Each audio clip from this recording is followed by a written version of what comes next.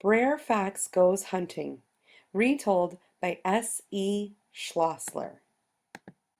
Well, it was a crisp autumn day, don't you know, and Brer Fox had decided he wanted to go hunting.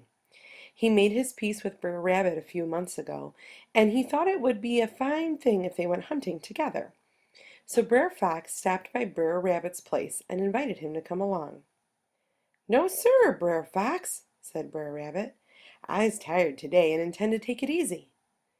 Nothing Brer Fox could say changed his mind, so Brer Fox went hunting alone. And what a grand hunt it was! He ended up with a bag full of game and was whistling merrily as he headed down the road toward home.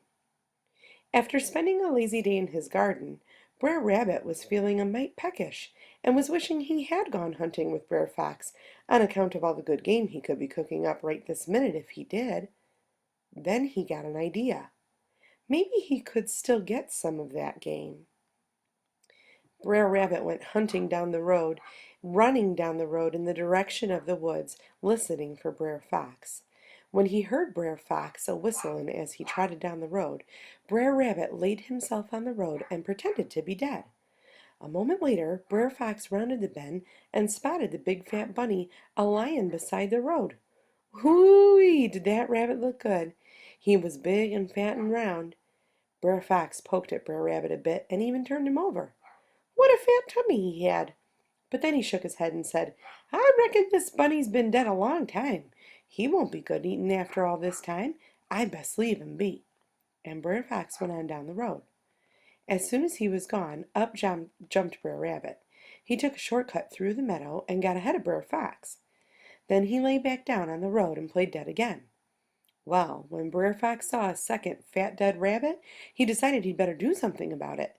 Chuckling with delight, he set down his heavy bag of game next to the dead Brer Rabbit and thrust him inside it. "I best run back and get that other fat bunny before somebody else does," Brer Fox said to himself. Leaving the heavy bag where it was, Brer Fox headed back to the place he'd seen the other rabbit. When Brer Fox was out of sight down the road, Brer Rabbit scrambled out of the bag and gathered up the game in his arms and ran home to make him some stew. A few minutes later, he saw Brer Fox stalking down the lane toward his house. He looked plenty mad, did Brer Fox. Brer Rabbit grinned and called to him, "How is your hunting, Brer Fox?" Brer Fox glared at him and said, "Not so great, Brer Rabbit. All my game has gone away on me." Brer Rabbit laughed and laughed at him. "Well, now that's too bad, but I just so happen to have a spare bag full of game right here. How about you sit down and have some stew with me?" "You rascal! I ought to make you real dead 'stead just playing like that," shouted Brer Fox. But Brer Rabbit only laughed at him until finally Brer Fox laughed too.